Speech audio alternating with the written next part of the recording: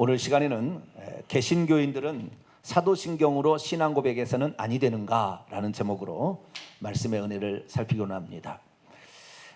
오늘 낮에도 WCC, WEA에 관한 말씀을 드렸는데 그런 말씀 드리기가 사실 쉽지 않습니다. 쉽지 않아요. 개인적 신앙 고백으로 이렇게 나가게 되고, 또한 제가 알고 있는, 저는 이제 통합 측에 소속된 목사이기 때문에 제가 알고 있는 목사님들 중에서는 WEA를 지지하는 목사도 있어요. 아니, WCC를, 통합 측이니까 WCC, 보수 측에서는 WEA겠지만 지지하는 목사님인데, 그 목사님을 지옥한다 이렇게 말하기가, 그분은 예수 이외에 다른 데 구원이 있다고 인정하지 않아요. 오직 예수님을 예친다고요. 그런데도 우리가 잘못됐다고 쳐버린다고 한다면 계속해서 분파가 생길 거 아니냐. 그러니까 우리가 그래도 함께 가려면 이것을 포용해야 된다, 이런 생각을 가진 사람도 있어요. 그래서 무조건 당신은 WCC에 소속된 목사고 WCC니까 당신은 아웃이야, 당신은 지옥이야, 뭐 이렇게 정지할 필요는 없는 거예요. 아시겠죠? 우리 스스로가 모든 율법의 잣대는 나를 들여다보라고 있는 거지 너를 들여다보라고 있는 게 아닌 거거든요. 물론 주의 종처럼 하나님께 쓰신 바 된 사람은 잘못된 것을 얘기를 해야 되겠죠. 아시겠죠? 그러나 우리 성도들은 남을 정죄하라고 하는 것이 아니라 나 자신을 돌아보아서 내가 예수 말고 세상의 권력과 돈과 명예와 쾌락을 즐기는가, 이것을 따라가게 되면 결국에 이것이 옛날부터 있었던 종교적 바벨론으로서 그것이 종교가 되고 그것이 신이 되어서 우상 숭배하다가 지옥에 떨어지는 거니까 내게 그 요소가 있는가 살펴보시고 회개하시면 됩니다. 할렐루야. 그리고 오직 우리는 예수만 구원자다라는 사실을 고백하면 됩니다. 오늘 오후에는 이제 사도신경의 문제인데요, 이 사도신경의 문제도 단순한 문제가 아닙니다. 왜냐하면 이 사도신경에 관한 거짓된 정보가 또 난무하고 있습니다. 또 팩트가 있어요. 사실이 있어요.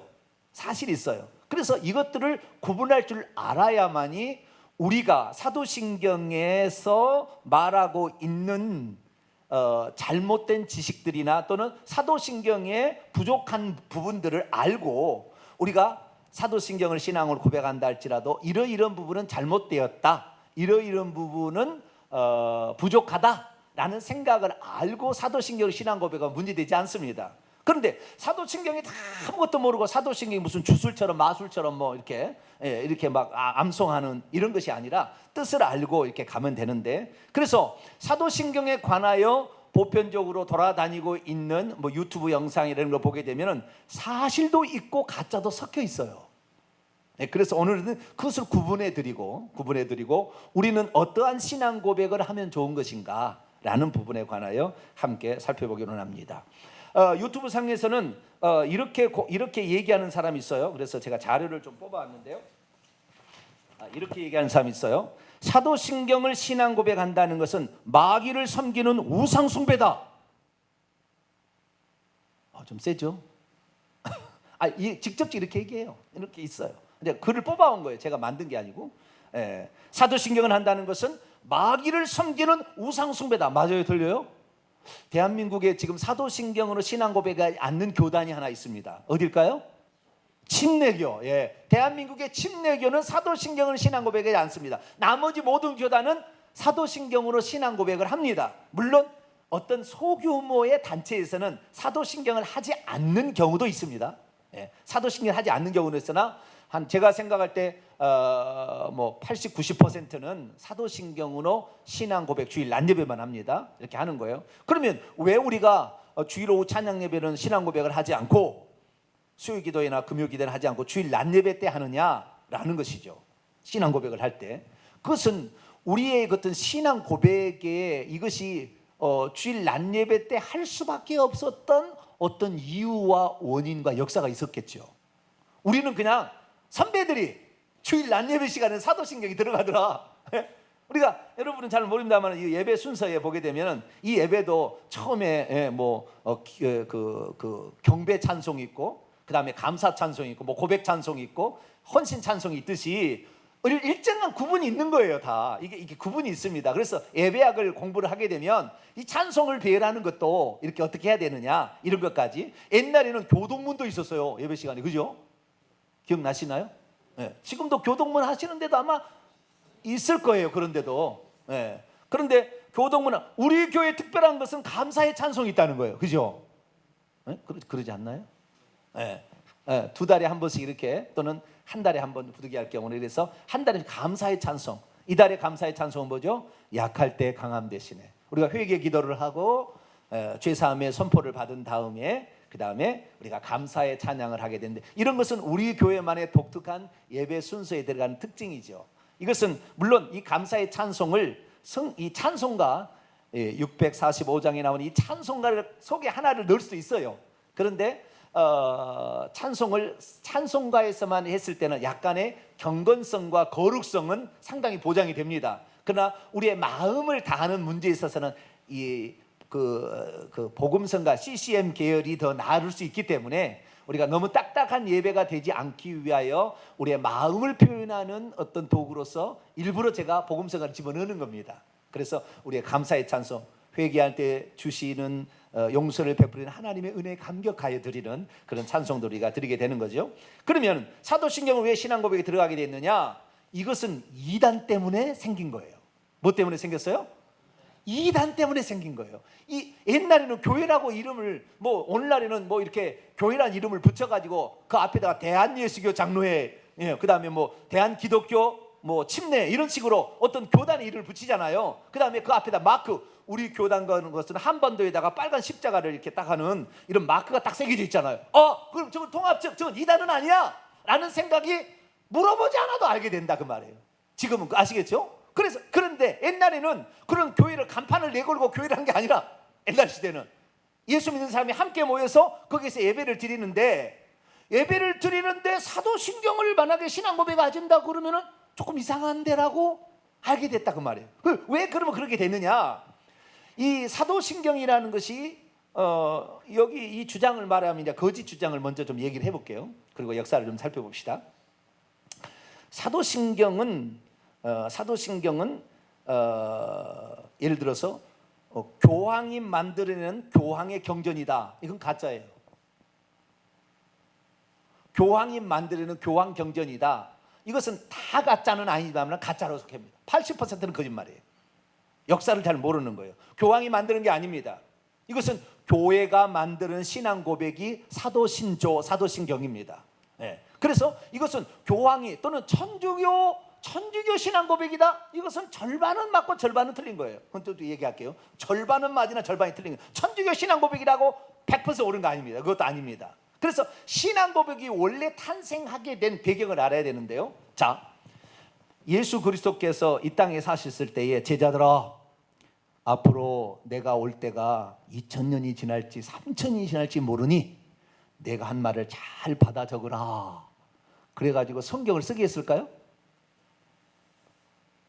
마태, 여러분 제자 가운데 마태하고 베드로하고 요한이 예수님의 그 육신의 제자잖아요. 어린 양 12사도 가운데 성경 쓴 사람, 마태, 베드로 전후서, 마태복음, 그 다음에 요한복음, 요한 1, 2, 3서, 그 다음에 요한계시록. 이 세 사람은 12제자의 한 사람으로서 성경책을 썼잖아요. 그럼 마태가 지금부터 예수님이 한 말씀을 하나도 놓치지 않냐고 내가 잘 적었다가 후대 사람이 이 성경을 읽게 하리라. 그리고 딱 작정을 하고 속기로 해가지고 성경을 썼을까요? 그때 안 살아봐서 모르겠죠. 근데 그러지 않았어요. 예수님께서 왕으로 등극하시고 곧 재림하실 것을 알았어요. 자기 시대에. 그래서 성경을 책으로 남길 필요가 없다고 생각했어요. 그래서 성경을 쓰려고 하지 않았습니다. 성경을 쓰려고 하지 않았는데, 그 성경을 쓰려고 하지 않았는데 모일 때는 사도들이 있으니까 사도들의 말로 예수님이 이런 얘기를 했습니다 라고 얘기를 할 거 아니에요. 예수님이 심령이 가난한 자는 천국이 저희 것이요, 부자가 천국에 들어가기 어렵기, 낙타가 바늘기로 들어가기도 어렵소, 이렇게 얘기했어. 그러면 사도들이 얘기했다는데 아니요만 사람 없잖아. 그렇게 얘기했어요? 예. 이렇게 들어가지고 이제 처음에는 들었을 거 아닙니까? 그런데 이러다가 하나 둘씩 사도들이 붙잡혀가서 죽임을 당하네. 사도들이 하나 둘씩 없어져. 저리 전도한다고 한다고 다른 동네 가고 없어져. 예수님의 제자 가운데 베드로와 요한만 남겨놓고 다 흩어졌어요. 다른 제자는 다 어디로 다 흩어졌습니다. 그래서 직접적으로 마태라는 제자도 지금 제가 공부해 보니까 그 수리아 지역의 안디옥에 있든지 아니면은 가나안 그 베니게 쪽에 그쪽에 있었든지 어디 있었다고 추정할 뿐이지, 마태가 어디에 있었는지, 마태 복음은 남겨 있지만 마태가 어디에 있었는지는 몰라. 마태가 어디에 있었다고 들으셨어요? 예수님 돌아가신 후에? 한 번도 들어본 적 없죠. 그런 얘기 들어본 적 없잖아요. 마태가 어디 있었는지 몰라. 자료도 남기지 않았어요.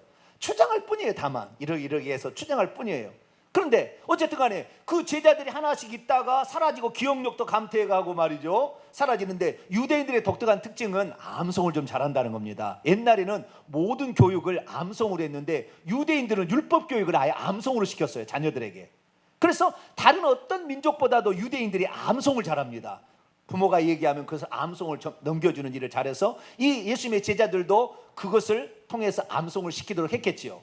그래서 맨 처음에는 예배를 드리게 될 때 예수님이 누군지에 대하여 한번 얘기를 해야 될 거 아니에요. 예수님 이런 분입니다. 그러면 다음에 모일 때는 우리가 예수님은 하나님의 아들입니다. 아멘. 예수님은 메시아이십니다. 아멘. 예수님 우리의 주님이십니다. 아멘. 예수 우리 하나님이십니다. 아멘. 예수 우리를 위해서 십자가에 지었습니다. 아멘. 그랬을 거 아니에요. 처음에는.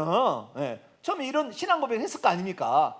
예수님께서 그리고 돌아가시 전에 떡을 떼어서 제자들에게 주시며 이것은 너희를 위한 생명이다, 내 살이다. 잔을 주시면서 이것은 너희의 속죄를 위해 흘리는 바 나의 거룩한 피다. 이렇게 얘기했. 오, 그렇구나. 그렇게 해서 이제 알게 됐을 거 아닙니까? 그래서 처음에는 구전으로 예수님이 들은 말씀을 사람에게 전했는데 시간이 지나서 특히 가장 큰 사건은 AD 70년에 유대교하고 기독교가 딱 갈라지는 거예요. 그전에는 유대고 기독교 같이 있었어요. 회당에도 같이 있었고 기독교인이 같이 있었다가 물론 핍박을 받기도 했습니다만 같이 있게 지냈는데 AD 70년에 기독교하고 유대교가 완전히 갈라집니다. 왜냐하면 성전이 파괴가 됩니다. 그래서 유대인들이 110만 명이 죽고요, 10만 명이 포로로 잡혀가서 로마에서 콜로세움을 세워요. 그래서 유대교라는 존재 자체가 없어져 버립니다. 그런데 예수님께서 제자들에게 이 성전이 돌 위에 돌 하나도 남지 않게 될 것이다, 그런 날이 올 것이다 라고 마태복음 24장에 얘기를 했어요. 그래서 또한 누가복음 21장에 보면 이 성전이 군대들에게 에워싸이는 것을 보고든 빨리 도망하라, 산에 있는 자는 집으로 오지 말 것이고 지붕에 있는 자는 집으로 오지 말고 먼저 도망가라. 그냥 도망가라. 그날 안식일이 되지 않도록 그날이 겨울이 되지 않도록 도망가기 어려우니까. 입에 임신한 사람에게는 복이 없다. 왜? 도망가기 어려우니까 빨리 도망가라 이렇게 했단 말이에요. 그런데 아니나 다를까 이 예루살렘을 이 디도 장군의 아버지가 와서 이렇게 정복하려고 왔다가 로마 황제가 죽어서 그 아버지가 가서 왕이 되고 그 아들 디도에게 이걸 맡겨줘요. 그래서 디도 장군이 오면서 아버지가 빠지는 그 틈에 잠깐 예루살렘을 포위했던 이 로마의 군대가 빠져나가는 거예요. 그때를 보고 우리 주 예수님께서 이런 얘기를 하셨으니 지금이 기회다 생각해서 기독교인들이 성도리째 빠져나가서 펠라라는 저 갈릴리 북쪽에 있는 그 펠라라는 지역으로 이동을 합니다. 그래가지고 그 기독교인들이 빠져나가서 완전히 그래서 분리가 돼요. 그래서 그때부터 기독교인들의 이제 삶이 이제 새롭게 시작이 되는데 그때부터는 이제 점차적으로 사도들도 없어지고 죽게 되니까 기록으로 남겨야 되겠다라는 사람이 생기기 시작했고 그래서 기록으로 남기기 시작한 것이 마태, 마가, 누가, 요한 이런 것들이에요. 그런데 그런 기록으로 남기게 될 때 그런 기록을 남긴 사람들이 예수님께 이제 하나님께 예배를 드리잖아요. 예배를 드리는데 그 예배를 드릴 때에 우리가 예수님이 누군지를 고백해야 예수님 구원자고 예수님 우리를 위해서 피 흘려 죽으셨는데 우리가 그래도 같이 이런 걸 해야 되지 않겠습니까? 하다가 이렇게 하는데 새로 믿는 사람들이 이 사람이 교회 공동체라는 것을 어떻게 하려면 세례를 주게 될 때에 너는 이것을 믿느냐라고 물어볼 필요가 있는 거죠. 그래야만 세례를 줄 수 있으니까. 그래서 너는 천지를 만드신 하나님을 믿느냐? 예, 믿습니다. 그의 외아들 우리 주 예수 그리스도께서 동정녀 마리아에게 태어나셨다가 십자가에 못 박혀 죽으시고 죽었다가 3일 만에 다시 살아난 것을 믿느냐? 예, 믿습니다. 그래서 그 세례를 주면서 기독교 공동, 이 사람이 예수 믿는 사람이라고 인치는 것이 세례였는데, 이 세례를 주게 될 때에 그때 물어본 질문들이 있어요. 질문들이, 그 질문들이 하나씩 기록이 되기 시작했어요. 기록이 돼. 그 기록들의 핵심적 내용이 사도신경이 된 겁니다. 사도신경은 로마 천주교에서 만드는 게 아니라, 어떻게 갑자기 떨어져서 로마 천주교에서 만든 게 아니라, 처음부터 세례를 받아서 이 신앙 고백을 하는데, 물어본 신앙 고백은 마태복음 16장 16절이에요. 당신은 예수님을 누구라고 믿습니까? 주는 그리스도시요 살아계신 하나님의 아들이시라고 믿습니다. 요한복음 20장 28절, 예수님은 나의 주, 나의 하나님이십니다. 이렇게 신앙 고백하도록 했다고 말이에요. 그래서 그것들을 모아서 만들어서 점차적으로 교회 가운데, 그 교회 하니까 어느 교회 참석하니까 그게 참 좋더라. 그래서 자기 교회도 그걸 만든 거예요. 우리도 이것을 만들어 봅시다. 그래서 만든 것이 결국에 신앙 고백이었고, 세례를 주게 될 때의 문답식으로 표현된 거였어요. 이것을 모아서 약 150년경, 그러니까 예수님이 돌아가시고, 예수님이 33세를 사시고 30년에 돌아가셨잖아요. 150년경이니까 120년이 지난 다음에는 이것이 교회들마다 거의 다 이런 물어보는 문답식의 신앙 고백적 형태의 질문 형식이 다 있었습니다. 그래서 교회들마다 있었다는 기록이 남아 있어요. 그리고 지금처럼 우리가 사도신경 이렇게 정확하게 규모 있게 성부, 성자, 성령, 그다음에 죄사함, 부활 이런 거 있잖아요. 이런 것들이 쭉 이렇게 어떤 모범적인 형태로 딱 굳어져서 오늘날과 같은 신앙 고백의 사도신경이 나올 때는 380년경, AD 380년경 그쯤에 완성이 어느 정도 돼요. 그리고 로마 천주교는 700년경, 640에서 700년에 갔을 때 비로소 로마 천주교는 이것을 공식적인 신조로 받아들입니다. 그러니까 공식적인 신조로 선포될 때 AD 700년경에 로마 천주교에서 선포되니까 이것이 로마의 신앙 고백이라, 그건 역사를 모르는 사람이에요. 지금까지 계속 되어 있던 역사가 이제 규범화되어서 이렇게 된 거라고 말이에요. 그런데 이것을 가지고 뭐라고요? 사도신경을 신앙 고백한다는 마귀를 섬기는 우상숭배다. 이 사람 천국 갈지 조금 걱정스러워요. 이렇게까지 나가요. 인터넷을 조사해 보면 이렇게까지 나가는 거예요. 그래서 역사를 무시하면 안 되는 거예요.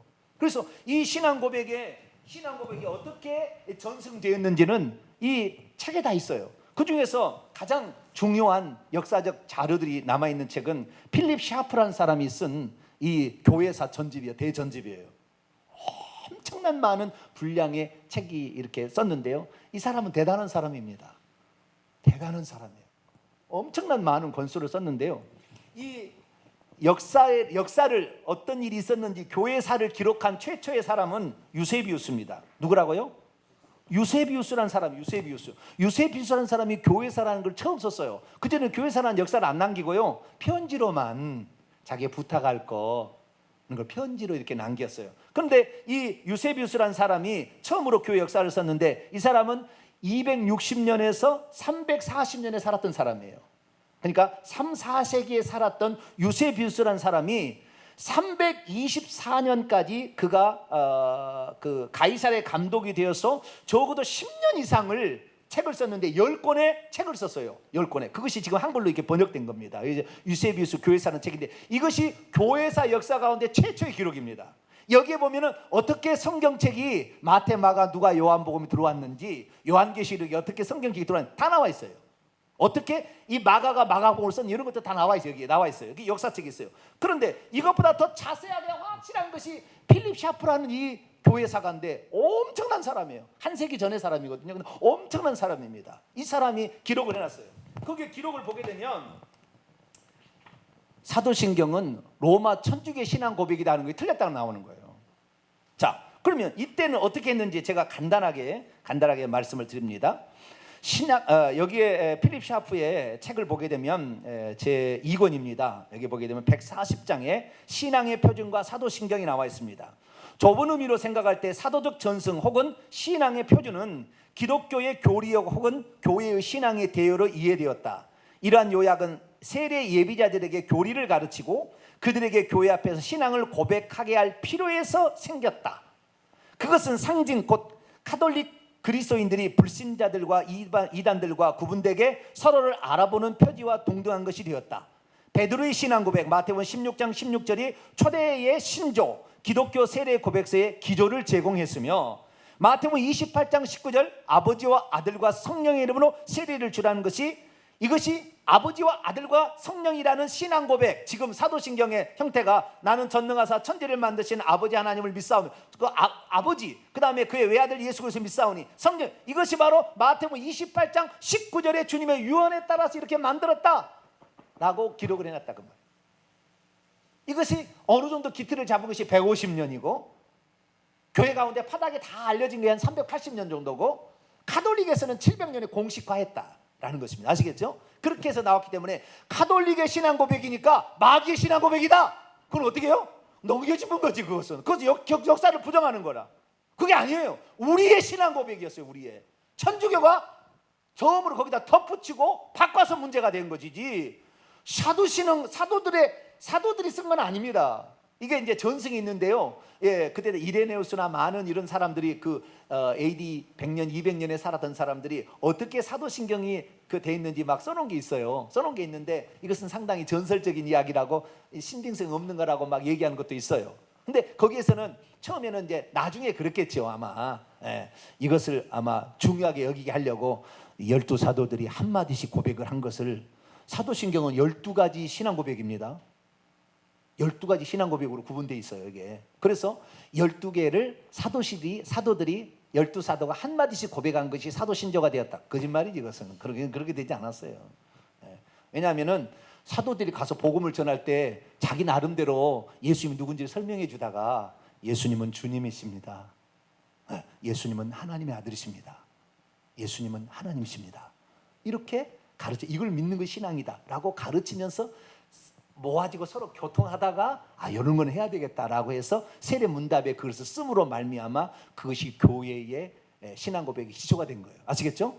그렇게 되다가 이것이 바로 로마 신조의 기원입니다. 그러니까 로마 신조를 우리는 사탄의 뭐라고 그랬지? 세요.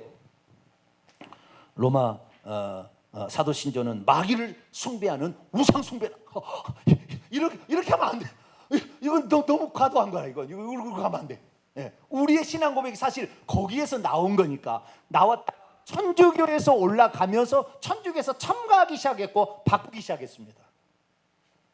그런데 이 신앙 고백의 혁신이 한번 일어났습니다. 언제냐면 니케아 신앙 고백이에요. 325년입니다. 니케아 신앙 고백인데 콘스탄틴 대제가 313년에 기독교를 공인한 후에 모든 사람들이 다 신앙을 고백할 만한 참 기독교 신앙 고백을 하나 만들어보자. 니케아에서 사람을 모아다가 동방의 교부들 서방의 교부들 다 모아다가 너희들이 한번 만들어봐라. 그런데 그렇게 만든 배경이 이단에서 시작돼. 내가 이 얘기하려고 그러는 거예요. 이단에서 시작이 된 거예요. 가장 중요한 것이 알렉산드리아의 장로 아리우스라는 사람이 예수님은 하나님과 똑같지 않다. 예수님은 하나님과 동일 본질이 아니다. 예수님은 피조물이다 라고 얘기를 했어요. 근데 그럴 만해요. 왜냐하면 그 구절이 이 구절이에요. 골로새서 1장을 볼까요? 무조건 아리우스는 이단이니까 너는 때려치워야 된다 이게 아니라 왜 그런 얘기를 했을까를 한 번쯤은 생각을 해봐야 되는 거죠. 한 번쯤 생각해봐야 되는 거죠. 자, 골로새 1장 15절 보고 아리우스가 이걸 만들어낸 거예요. 예수님은 하나님과 동일 본질은 아니다. 하나님으로부터 나온 하나님이지만 하나님과 동일하지 않다라고 얘기를 한 거죠. 자, 15절 읽어볼까요? 시작. 그는 보이지 아니하는 하나님의 형상이시요 모든 피조물보다 먼저 나신 이시니. 모든 피조물보다 먼저 나신 이시니.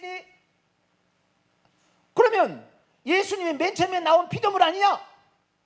그런 생각이 들어요, 안 들어요? 그런 생각이 들 수도 있잖아요.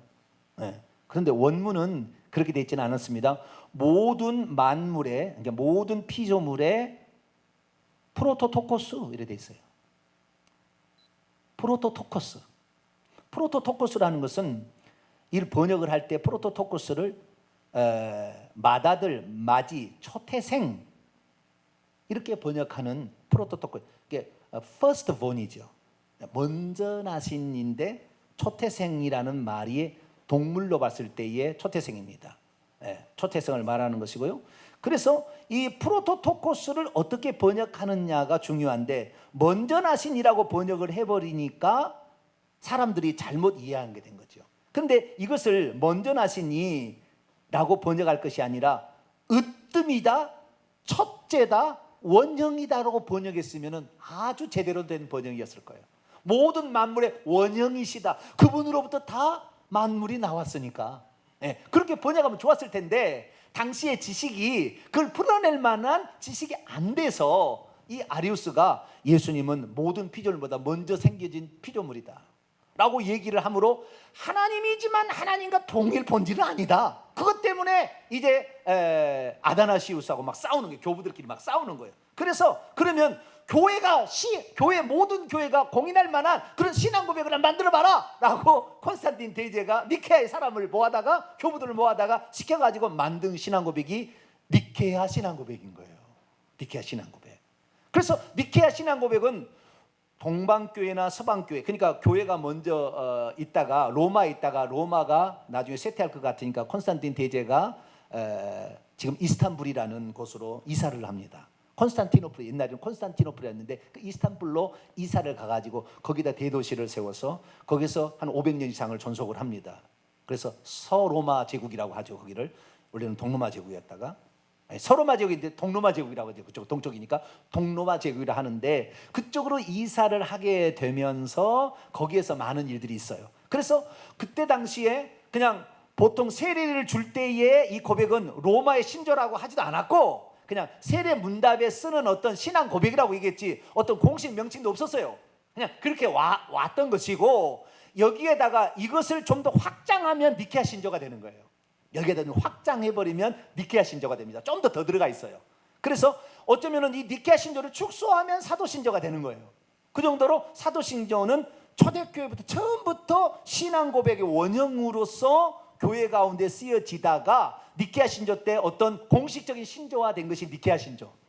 그 다음에 381년 콘스탄틴 신조, 451년 칼케돈 신조로 발전해 갑니다. 이런 식으로 발전해 가는 거예요. 그래서 사도신경 자체를 마귀를 섬기는 우상 숭배고 이것은 4세기에 교황이 만들어내는 교황경전이다 라는 것은 잘못된 정보였습니다. 잘못된 정보였어요.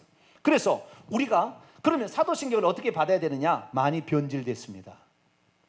처음의 것보다 엄청난 교회마다요 다양한 형태의 이런 사도신조라는 이 고백들이 있었습니다. 그래서 여러 가지 변질됐는데 점차적으로 카톨릭에서 첨가를 시켜서 이렇게 나가게 돼요. 카톨릭이라고 말할 때는 우리가 카톨릭이라고 말할 때는 콘스탄틴 대제를 카톨릭이라고 말하면 어려워요. 카톨릭이라는 말은 교황 제도가 생겨서 로만 카톨릭이 돼야 되는데 로만 카톨릭은 AD 590년 처음으로 교황이라는 말을 쓰게 되니까 590년부터 그때부터 천주교라고 봐야 되는 500년부터 봐야 되는 것이지 300년 때는 그때는 교황이라 그때는 380년에 다마수스가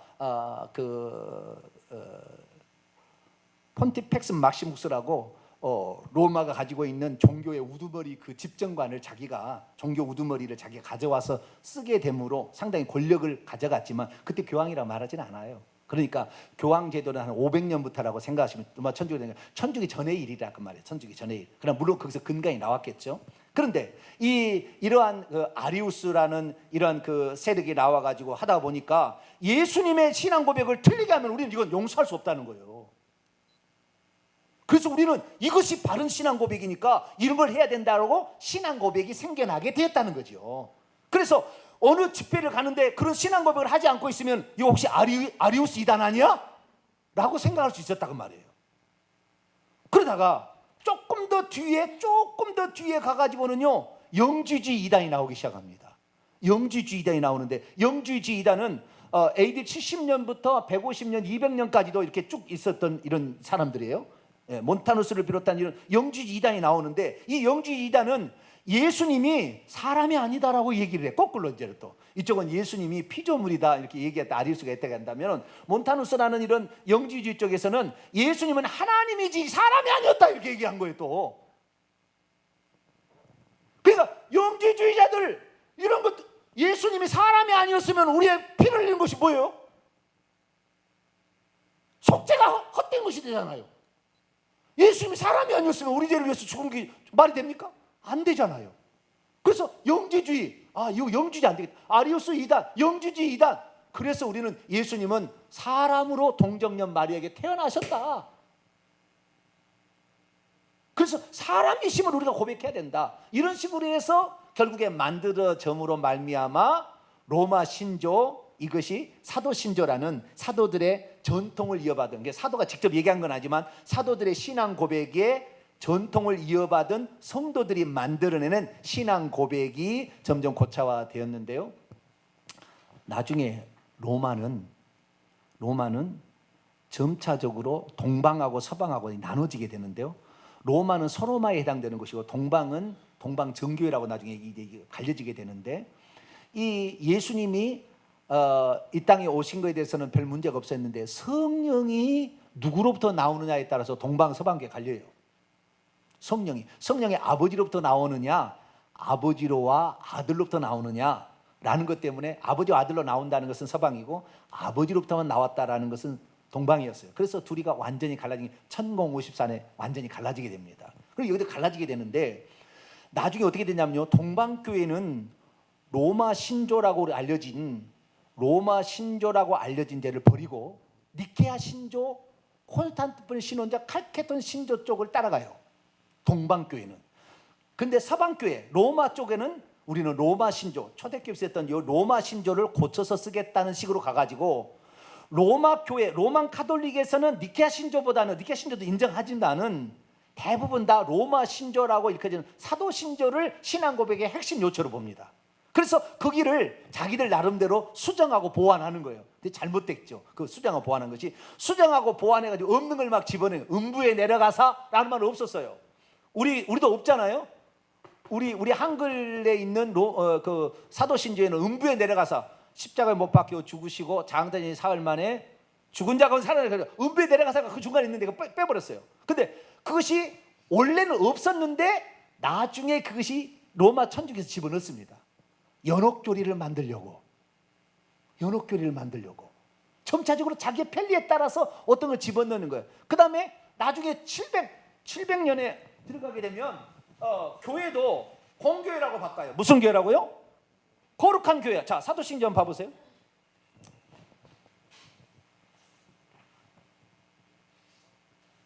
음부에 내려가사라는 건 360년에 집어넣습니다. 360년에 집어넣게 되고요. 점차적으로 집어넣게 되는데 650년에 거룩한 공교회라고 바꿉니다. 자, 사도신경 한번 봐보세요. 성령을 믿사하며 거룩한 공교회와 그러죠. 거룩한 공교회와. 저는 이번에 새 사도신경 번역을 개악이라고 생각합니다. 저는 개악이다. 우리가 쓰고 있지만 이건 개악이다 생각합니다. 왜냐하면 완전히 천주교에서 좀 벗어나려고 사도신경을 우리가 좀 고쳤는데, 다시 새 사도신경 하면서 로마 천주교하고 직제를 일치를 시키려고 그랬는지 로마 천주교 걸 다시 끌어왔어요. 예전에 사도신경하고요, 사도신경하고 두 개가 다 있나요? 여러분 찬송가 보세요. 예, 다 있죠. 위아래 비교해 보세요. 두 가지 측면에서 큰 차이를 보입니다. 두 가지 측면에서 옛날 사도신경하고 지금 새번역 사도신경하고는 두 가지 차이인데, 첫째는 예수님에 대한 신앙 고백의 다음에 하늘에 오르시어 전능하신 하나님 우편에 앉아 계시다가 옛날 사도신경인데, 지금 새번역 사도신경은 하늘에 오르시어 전능하신 아버지 하나님 우편에 앉아 계시다가, 누구라고요? 아버지란 말을 집어넣었어요. 이번에 아버지란 말을. 이게 개악이죠. 천국에 가면 예수님이 아버지 우편에 앉아 계시지 않아요. 하나님 보좌가 한 개밖에 없고 거기에 예수님이 앉아 계시지, 하나님 보좌, 아버지가 보좌에 있고 그 오른쪽에가 예수님이 앉아 계시지 않거든요. 그런데 이것이 기정사실화 시키기로 말미암아 결국에 아버지란 말을 더 집어넣게 된 거예요. 그러면 다시 하늘에 오르사 전능하신 하나님 우편에 앉아 계시다가 라는데요, 하늘에 오르사까지는 원래부터 있던 신앙 고백이 있었습니다. 전능하사라는 말은요, AD 420년 아다나시우스 신조의 전능하시란 말이 들어가게 되고요, 하나님 우편에 앉아 계시다가 원래는 사도 신조나 이게 없었어요. 언제 들어갔냐면 325년 니케아 신조 때까지는 없었네요. 니케아 신조 없었다가 381년 콘스탄티노플 신조 때에 이것을 집어넣습니다. 사도 신조에 이것을 381년에 집어넣어요. 하나님 우편에 앉아 계시다. 그러니까 하나님 우편에 앉아 계시다 원래 없었는데 이걸 넣다 보니까 나중에는 하나님 아버지 우편이라고 지금 우리 지금 새로 번역하니 1985년인가 이 번역한 새 번역 사도신경은 이제는 아직 아버지는 보좌 한가운데 앉아 계시고 아들은 우편에 앉아 계시고 기정사실화 시켜버렸어. 계약이에요, 계약. 공교회와 그 다음에 두 번째는 공교회라. 옛날에는 공교회라 하지 않았다고요. 그냥 거룩한 공회와 이렇게 애매모호하게 번역을 했는데, 공교회란 말은, 공이란 말은 카톨릭이란 말입니다. 카톨릭 처치란 말이에요. 공교회라는 것은. 거룩한 공교회를 믿는다는 것은, 로마 천주교는요, 우리의 사람이 구원받는 것을 교회를 통한 구원을 믿습니다. 사제가 와서 네 죄사함을 살아놓으라고 면제하지 않으면은, 그 고해성사를 해서 죄를 사하거나 세례를 주지 않으면 교회가 하는 행위를 통하지 않고서는 구원 못 받아요, 천주교에서는. 그래서 거룩한 공교회를 믿는다는 것은 천주교를 통해서만 구원을 받는다는 식으로 이것을 했는데, 이것도 집어넣는 거라고요. 언제요?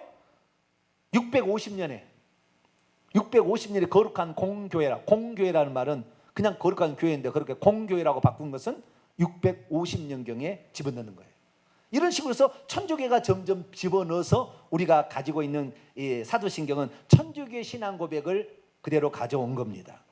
그래서 우리는 사실 개신교회는 이것을 받아들이지 말았어야 했어요. 우리 나름대로 제대로 된 신앙 고백을 썼어야 했는데, 그럼 왜 이걸 받아들였겠느냐? 더듬어 올라가면 우리 신앙의 최초의 선배들의 신앙 고백이 여기 있었으니까 그것을 무시할 수는 없다. 그래서 아마 개신교인들도 이것을 받아들였다 생각이 들고, 이건 개인적인 생각이고요,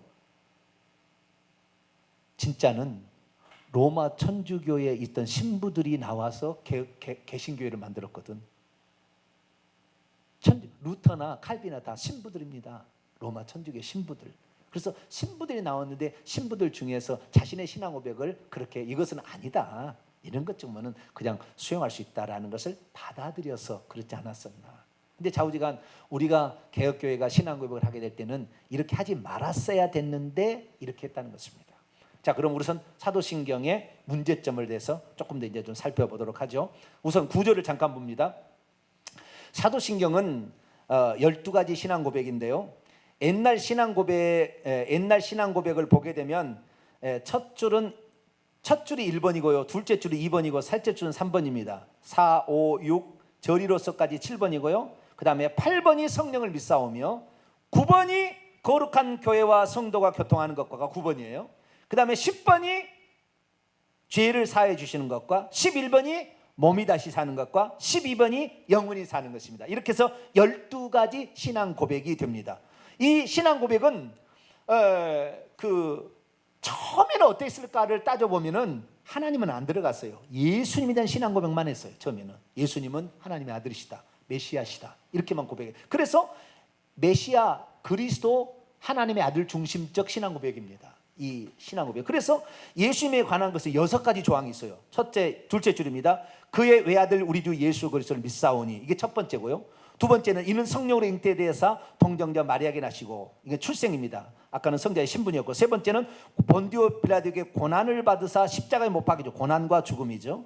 그 다음에 부활, 장사된 사흘 만에 죽은 자 가운데 살아나시고, 그 다음 다섯 번째 하늘에 오르사 전능하신 하나님의 우편에 앉아 계시다가 재림, 즉 거기로부터 살아있는 자와 죽은 자를 심판하시라. 그래서 그리스도 중심의 6가지, 12개 조항 가운데 6가지가 예수님에 대한 신앙 고백, 그리스도 중심적 신앙 고백. 왜냐하면 당신이 예수님은 구원자였으니까. 예수님을 믿습니까?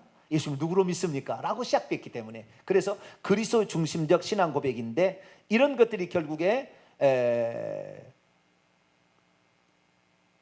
음부에 내려가사라는 말을 써가지고 그것을 연옥교리를 합리화하기 위해서 만들고, 가톨릭 교회만을 통해서 구원을 받게 하려고 어떻게 해요? 공교회화를 만들고, 그 다음에 하나님 우편에 앉아 계시다는 것은 성부, 성자, 성령을 나누라 보니까 이것은 초대교회가 여기서 뭐 천주교 한 건 아니에요.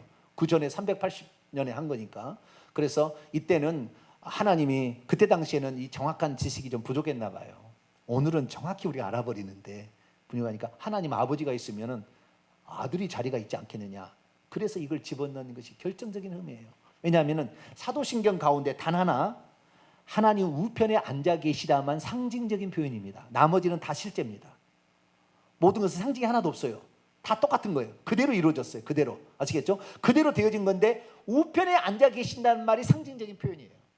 그분이 우편에 앉아 계신다라는 것은 그분이 대제사장으로서, 중보자로서, 보혜사로서 일을 하신다라는 의미도 있고, 그 다음에 우편이라고 하는 걸 권세와 능력을 입어서 이제는 만왕의 왕이 되셨다. 그래서 마귀를 발 아래 짓밟을 때까지 왕노하신다는 의미도 있고, 여러 가지 의미가 있는 말이었지 진짜 하나님의 우편에 다른 무슨 보좌가 있었던 건 아니었어요. 그러니까 상징적인 표현이었는데, 이 상징적인 표현을 계속 신앙 고백을, 이거 381년 콘스탄티노플 신조 때 이것이 삽입됨으로 말미암아 계속 암송하다 보니까 지금은요, 하나님 보좌 우편에 예수님 보좌 없다 하면은 이단이구만 이렇게 엉뚱하게. 지금은 천국에 가면 얼마나 혼란스러울지 모르겠어요. 어머 세상에, 예수님이 오른편에 앉아 계시다더니 예수님이 보좌에, 하나님 보좌에 앉아 계시네. 이걸 어떡할꼬 천국에 가면 어떡할꼬. 요한계시록에 다 그렇게 나오는데, 하나님 보좌에 예수님이 앉아 계신다 나오는데 요한계시록 안 읽어. 안 읽어가지고 그냥 사복음서만 읽는가 봐. 사복음서만. 그래가지고 예수님 우편에 앉아 계신다, 그냥 거기만 그냥 딥다, 그냥 그런 생각은. 콘스탄틴 신호 때 이걸 집어넣은 게 문제였어요. 상징적인 표현인데. 네. 자, 그 다음에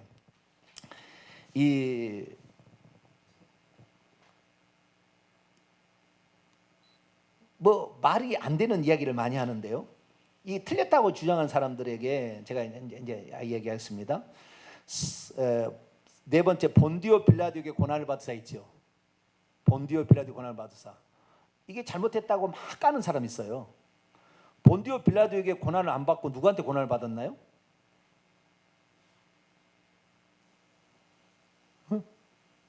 본디오 빌라도에게 고난을 안 받고 누구한테 고난을 받았나요? 본디오 빌라도 언더입니다. 언더 본디오 빌라도예요.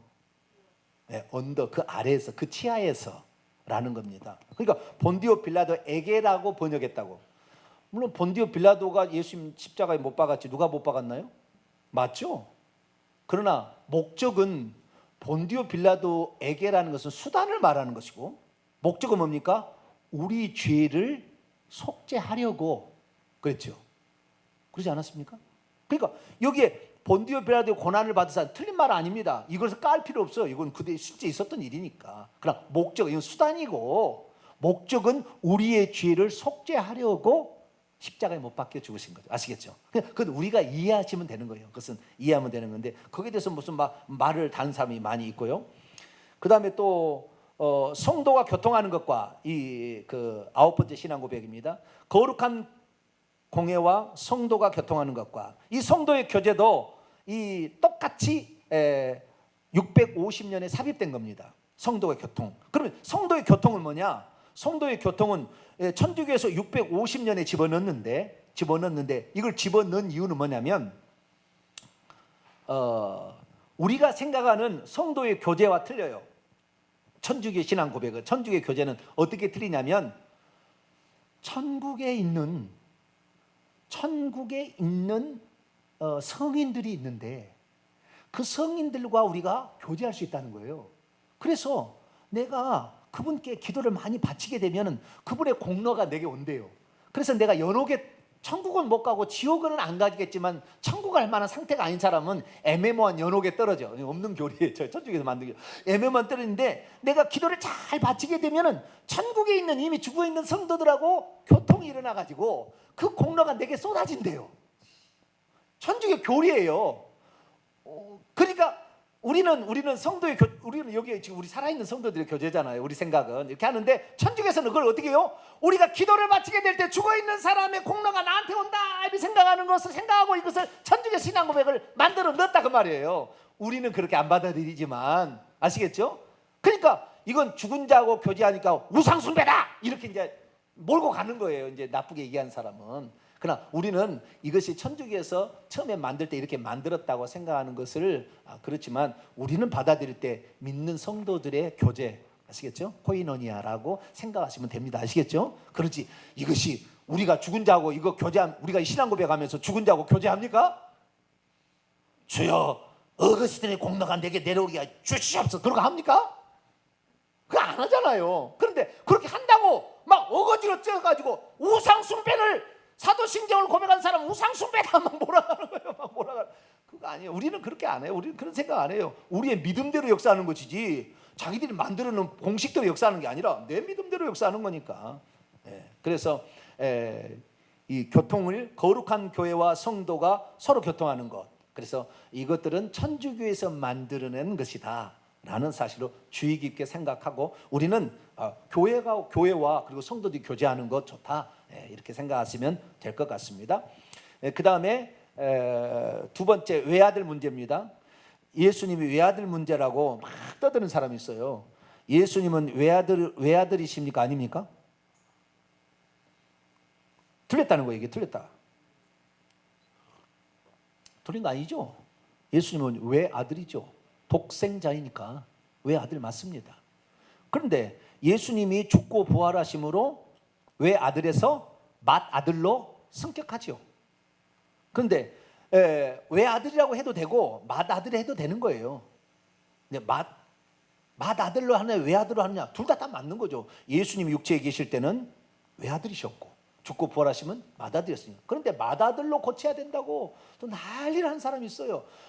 우리는 그분이 육체로 계실 때는 외아들로 있었다고 믿고, 그분이 죽고는 맏아들이 되셨다 우리는 믿고 있기 때문에 문제가 없어요. 근데 여기를 맏아들로 고쳐야 된다 또 그렇게 얘기하는 사람이 있어요.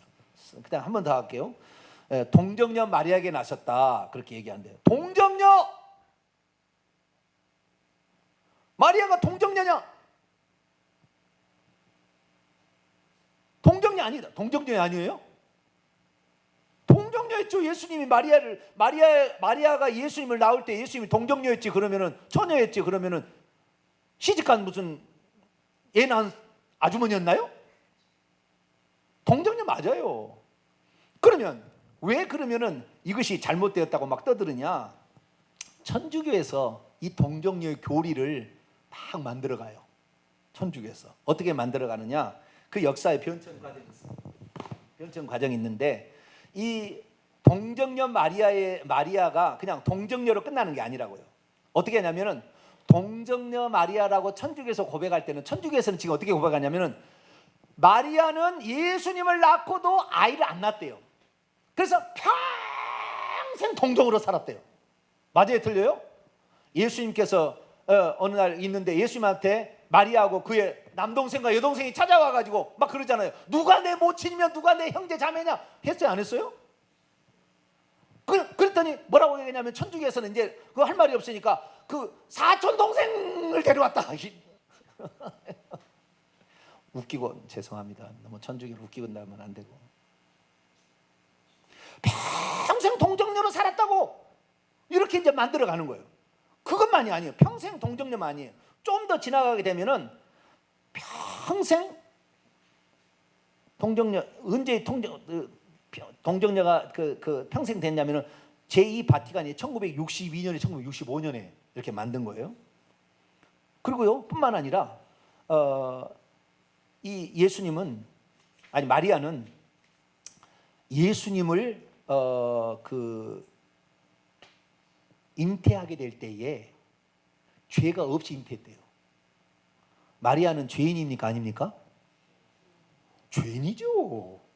죄인이지만 무엇으로 잉태됐어요? 성령으로 잉태돼서 태를 빌려준 거죠. 그런데 예수님이 하나님의 아들이고 하나님이니까 예수님을 낳은 어머니도 거룩해야 될 필요가 있는 거예요. 깨끗해야 돼. 그러니까 죄가 없는 무죄 상태에서 예수님 잉태했다. 인간치고 무죄하면은 이 사람은 다른 종족입니다. 우리는 아담과 하와의 한 사람을 말미암아 죄가 세상에 들어 죄로 말미암아 사망이 온 거예요. 모든 사람이 아담의 씨로서 아담의 허리에 씨로서 들어가 있었거든. 다 나온 거니까 다 죄인이지. 마리아만 예외? 마리아는 어디서 나왔는데?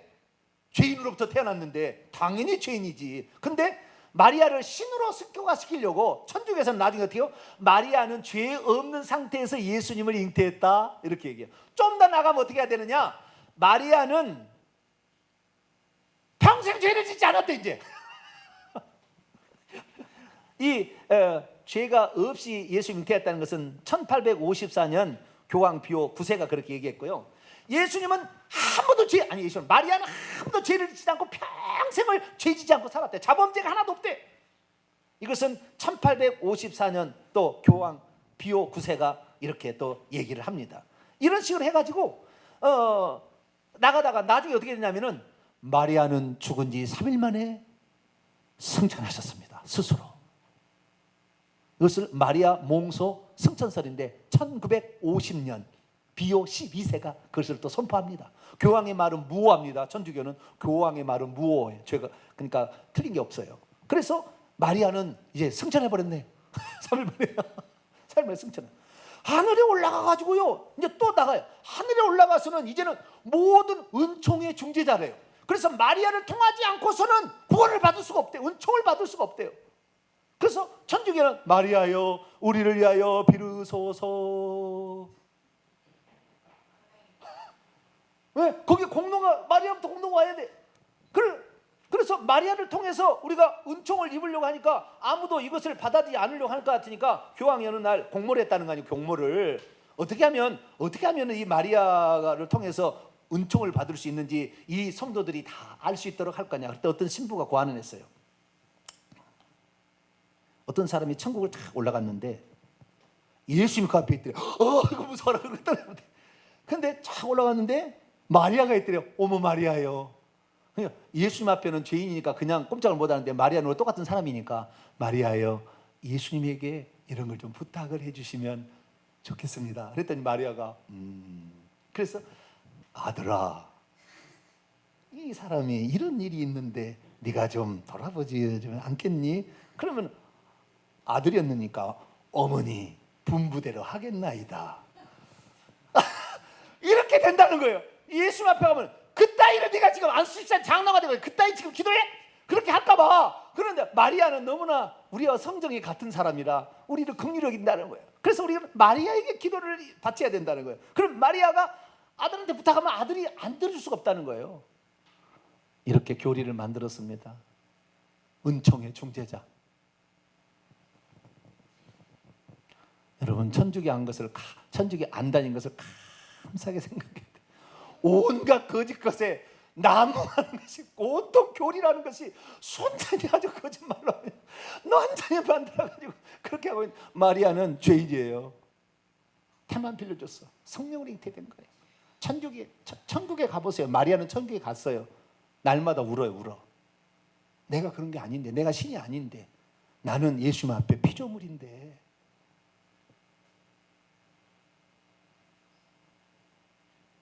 그래서 동정녀 마리아에게 나시고 라는 거 하지 말아야 된대. 왜냐하면 천주교에서는 동정녀라는 수준이 하늘의 은총의 중재자까지 올라가거든. 어떤 데 중세시대 그림을 그려보면요 성부, 성자, 성령이 앉아있어요. 성부, 성자, 성령이 앉아있고요 저쪽에다가 의자 하나를 더 만들어놨어. 그럼 마리아가 앉아있어 거기에. 그리고 마리아가 예수님한테 아들아 한다는 거예요. 저쪽에다 의자 하나를 더 만들어놨어. 이게 천주교예요. 근데 천주교가 가가지고 구원 받을 수가 있겠어요? 조금 어려울 것 같아. 아무리 생각해도. 왜냐하면 마리아 때 우리가 기도를 바친다 해서 마리아는 신이 아닌데 어떻게 기도를 들어줍니까? 네. 그래서 동정녀 마리아에게 태어난 거 맞아요. 그런데 천주교가 이렇게 주장한다고 우리는 절대 그걸 동정녀 마리아 고백하지 안 된대. 아니요, 동정녀 마리아에게 태어났다니까. 성령으로 잉태돼서. 할렐루야. 있는 것은 있는 것이지 천주교가 그렇게 주장한다고 에라크는 버려. 천주교 교리를 안 믿으면 되는 거지. 우리의 신앙은 처녀인 몸에서 태어나 이사야 7장 14절의 약속에 따라서 처녀가 그렇게 됐다고 생각하고 가는 거니까. 그래서 결론입니다. 사도신경을 천주교의 신앙 고백이다. X. 사도신경은 지옥 가는 마귀를 섬기는 우상 숭배다. 그것도 X예요. 사도신조는 초기 교회 때부터 고백되어진 전승으로, 처음에는 성경이 안 쓰였으니까 전승으로 얘기하다가 중요한 것들은 고백하다가 쓰기 시작해서 우리가 세례받을 때 요건 물어보자 해서 써서 이렇게 해서 점차되어서 381년, 380년 이 정도에서 어느 정도 고착화가 됐다. 그리고 공식적인 것은 AD 700년경에 천주교에서 선언해서나 점차 추가가 된 거다. 아시겠죠? 그래서 천주교가 필요에 따라서 추가가 되므로 잘못된 것이 있지만 이 근간은 다 초대교회의 사도들의 전승으로부터 나온 좋은 것이다.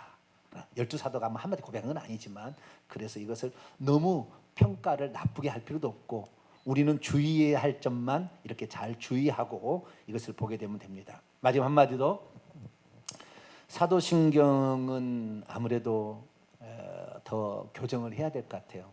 왜냐하면 첫째, 한 분 하나님이란 말이 없어요. 하나님 한 분이다. 이게 가장 결정적인 실수예요. 그래서 지금 하나님 다 세 분으로 알아. 이게 결정적 실수예요. 그런데요, 이레네우스라는 사람이 있어요. 아주 초기에 교부 가운데 35년에 태어나서 107년에 죽은 사람인데, 예수님이 어린아이를 축복할 때 어린아이가 제 천국에 간다는 그 어린아이가 이레네우스라고 그래요. 전설에 의하면. 그러니까 예수님도 봤을 확률이 많은 사람인데, 이 사람이 예수님의 신앙 고백을 이렇게 했습니다. 그분은 태어났지만 창조되지 않았고 육체를 가지고 태어난 하나님이며 마리아와 하나님 양쪽으로부터 태어났고 처음에는 가능했지만 그 다음에는 불가능한 우리 주 예수 그리스도시다. 우리의 하나님이신 예수 그리스도는 하나님의 명령에 따라 다윗 가문에서 성령으로 마리아의 뱃속에 잉태되었고 태어났으며 고난으로 물로 깨끗이 하고 씻어버리기 위해서 그는 세례를 받으셨다. 뭐 틀린 것도 있어요. 하나님 자신이 영원한 생명을 새롭게 하기 위하여 사람의 모습으로 나타났다. 그리스도는 한 분뿐인 성부에게서 나왔고 그분과 하나이셨다가 또 그분에 돌아갔다. 여기에 보면은 예수 그리스도 처음부터 우리의 하나님, 한 분 하나님이라는 말이 나와요. 초대교회, 초기 교회는 그런 신앙 고백이 있었는데, 니케아 종교회의 때부터 성부, 성자, 성령으로 나누고 하나님이 한 분이라는 얘기를 니케아 신앙 고백은 들어있는데 사도신전은 안 들었어요. 니케아 신앙 고백은 있습니다. 근데 사도신전에는 안 들음으로 말미암아 그 다음부터 어떻게 되는 거예요? 하나님 한 분이라는 말이 빠져버렸어. 그러니까 나중에 신앙 고백한 사람은 하나님 한 분인지 평생 한 번도 안 들어봐. 그게 나와서. 그러니 하나님 한 분인지 모르지. 그래서 하나님은 한 분이시나 라는 말을 넣고 시작을 해야 되는 거예요. 내가 봤을 때 이거 추가해야 된다. 그 다음에 마지막에 천국과 지옥을, 근데 천국과 지옥에, 천국에 관한 얘기를 해야 하는데 천국에 관한 얘기 없잖아요. 우리 신앙 고백의 마지막 목표는 천국에 들어간다는 말을 집어넣었어야 되는 건데 이게 없어요. 이게 없어요. 물론 하나님 우편에 오른편에 앉아 계다 이런 것도 빼야 되고 이건 상징이니까 이런 것도 있겠지만 천국과 지옥에 관한 명확한 정의도 없어요. 성령에 관한 누군지에 대해서 아무런 정의도 없어요. 그래서 많은 부족한 부분이 있다. 그래서 제가 나중에 총회장이 되면 바꿀게요. 총회장 밀어주실래요? 네? 우리 박 장로님 총회장 밀어주실려나? 관악로에서 한번 힘을 쓰셔가지고 경기노회 총회장, 저기 노회장 해가지고 총회장으로 밀어주시면 제가 가서 온전한 신앙 고백만 해도 은혜가 되는 그런 신앙 고백으로 하면 얼마나 좋겠어요. 현재는 없기 때문에 부득이하게 사도신경을 쓰고 있다. 그렇게 우리 스스로가 교정해 가면서 바른 신앙 고백을 하기를 바랍니다. 거룩하신 하나님 감사합니다. 사도신경의 신앙 고백을 마귀적이라고 고백하는 우리의 근본 뿌리를 흔들어 버리려고 하는 사람도 있고, 그러나 사도신경만이 올바른 신앙 고백인 것이라 착각해서 천주교에서 집어넣는 잘못된 교리들을 우리는 의식하고 배격하면서 우리의 신앙 고백에 바꿔서 해야 되는데 또 그걸 모르는 사람도 있습니다. 하나님, 우리는 함부로 정죄하거나 뿐만 아니라 함부로 또 이 잘못된 것을 받아들이거나 그렇지 말고 성경의 사실 그대로 받아들이게 하시고 언젠가는 사도신경을 제대로 한번 바꿔서 우리가 온전한 신앙 고백을 할 수 있도록 도와주옵소서. 예수님의 이름으로 기도하옵나이다. 아멘.